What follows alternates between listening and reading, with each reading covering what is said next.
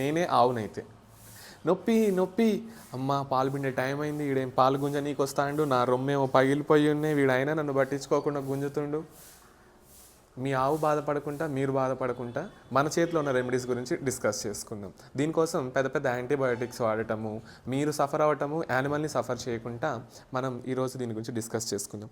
పొదుగు చలికాలంలో కానీ పిండటం రాకపోయినా కూడా అడ్డగీతలుగా, లేకపోతే చలికాలంలో అయితే ఇట్లా నిలువు చారలుగా, కొన్ని సందర్భాలలో ఇట్లా చిన్న చిన్న డాట్స్ లాగా ఏర్పడటం, ఒకటే పెద్ద కట్టు కూడా ఏర్పడే అవకాశాలు ఉంటాయి అన్నమాట. మనం అంతే బలంగా పాలు గుంజుతున్నప్పుడు బ్లీడింగ్ అయ్యే ఛాన్స్ ఉంటుంది ఈ ఏరియాస్లో నుంచి. అయితే మన చేతుల్లో ఉన్న రెమెడీ ఏంటంటే వెన్నపూస. మన డైరీ ఫామ్లో ప్రొడ్యూస్ అవుతున్న పాలతోటే వెన్నపూసను తయారు చేసుకుంటాం కదా. ఆ వెన్నపూసలో పసుపు కలిపేసి పాలు పిండటానికంటే ముందుగా దీనికి అప్లై చేసుకోండి. మీ చేతులకు కూడా కొంచెం పెట్టుకొని పాలు స్లోగా పిండే అవకాశం చూసుకోండి. ఇంకొకటి ఫుల్ హ్యాండ్ మెథడ్ తోటి పాలు పిండండి.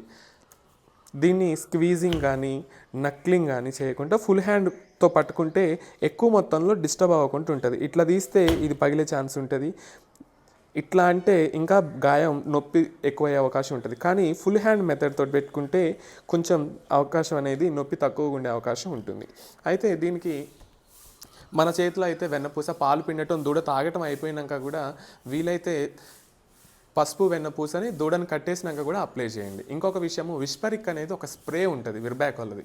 ఆ స్ప్రేని పాలు పిండిట అయిపోయినాక పొద్దున సాయంత్రం నీట్గా గోరువెచ్చని నీటితో కడుక్కుంటూ పొటాషియం పర్మాంగనేట్ని 1:1000 రేషియోలో మిక్స్ చేసుకొని మంచిగా కడుక్కున్న తర్వాత ఒక పొడిగుడ్డతో తుడుచుకొని తర్వాత ఆ స్ప్రేని స్ప్రే చేయండి, సరిపోతుంది. 3 డేస్లో మీ ఆవుకి ఎటువంటి యాంటీబయాటిక్స్, పెయిన్ కిల్లర్స్ అవన్నీ లేకుండా మీరు చూసిన వెంటనే ఇది ఫాలో అయితే తగ్గే అవకాశాలు చాలా ఎక్కువగా ఉంటాయి. Thank you. ఈ వీడియో మీకు యూస్ఫుల్గా ఉంటే please do subscribe my YouTube channel. Thank you.